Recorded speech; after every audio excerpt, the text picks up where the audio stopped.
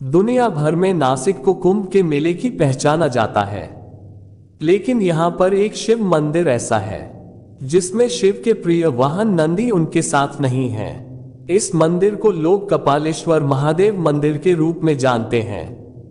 नमस्कार दोस्तों, एक बार फिर से स्वागत है आपका हमारे YouTube चैनल अद्भुत गाथा पर। अगर आप हर रोज कुछ नया सीखना और जानना चाहते हैं तो चैनल को जरूर सब्सक्राइब करें।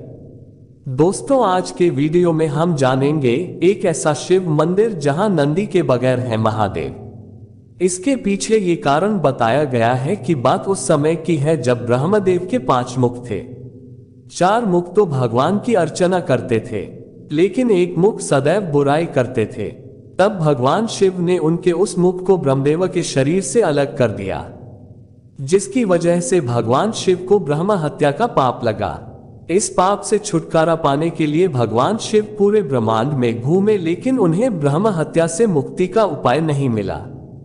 जब वह घूमते हुए सोमेश्वर गए तो एक बछड़े द्वारा न केवल भगवान शिव को मुक्ति का उपाय बताया गया, बल्कि उनको साथ लेकर गए।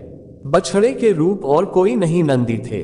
उन्होंने भगवान शिव को गोदावरी के रामकुंड में स्नान करने को कहा। वहां स्नान करते ही भगवान शिव ब्रह्महत्या के पाप से मुक्त हो सके। नंदी की वजह से भगवान शिव ब्रह्म हत्या के दोष से मुक्त हुए। इस वजह से भगवान शिव ने उन्हें अपना गुरु माना। चूंकि अब नंदी महादेव के गुरु बन गए, इसलिए उन्होंने इस मंदिर में स्वयं के सामने बैठने से मना किया। नासिक शहर के प्रसिद्ध पंचवटी इलाके में गोदावरी तट के पास कपालेश्वर महादेव मंदिर स्थित है। भगवान शिवजी ने यहाँ निवास किया था, ऐसा पुराणों में कहा गया है। ये देश में पहला मंदिर है जहाँ भगवान शिवजी के सामने नंदी नहीं है। यही इसकी विशेषता है। इसके पीछे एक अन्य कथा भी है, जिसके अनुसार एक दिन महादेव सोमेश्वर में बैठे थे, तब उनके सामने ही एक गाय और उसका बछड़ा एक ब्राह्मण के घर के सामने खड़ा था। वह ब्राह्मण बछड़े के नाक में रस्सी डालने वाला था। बछड़ा उसके विरोध में था।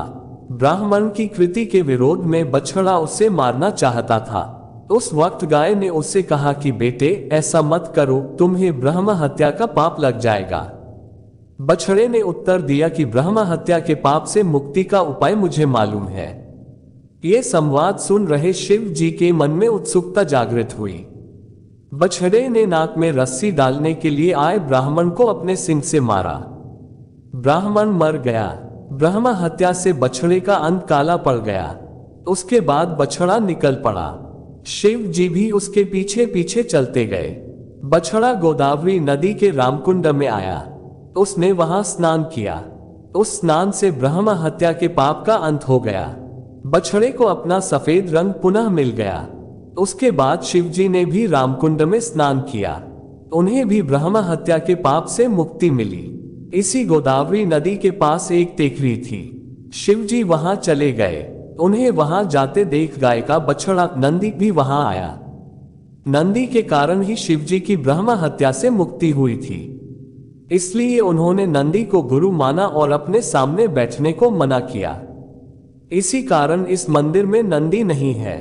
ऐसा कहा जाता है कि यह नंदी गोदावरी के रामकुंड में ही स्थित है। इस मंदिर का बड़ा महत्व है। पुरातन काल में इस टेकरी पर शिवजी की पिंडी थी, लेकिन अब वहां एक विशाल मंदिर है। पेशवाओं के कार्यकाल में इस मंदिर का जीर्णोद्धार हुआ। मंदिर की सीढ़ियां उतरते ही सामने गोदावरी नदी बहती नजर आती है। उसी में प्रसिद्ध राम कुंड है। भगवान राम ने इसी कुंड में अपने पिता राजा दशरथ के श्राद्ध किए थे। इसके अलावा इस परिसर में काफी मंदिर है। कपालेश्वर मंदिर के ठीक सामने गोदावरी नदी के पार प्राचीन सुंदर नारायण मंदिर है। साल में एक बार हरिहर महोत्सव होता है। उस वक्त कपालेश्वर और सुंदर नारायण दोनों भगवानों के मुखौटे गोदावरी नदी पर लाए जाते हैं। वहां उन्हें एक दूसरे से मिलाया जाता है। अभिषेक होता है। इसके अलावा महाशिवरात्रि को कपालेश्वर मंदिर में बड़ा उत्सव होता है। सावन के सोमवार को यहाँ काफी भीड़ रहती है।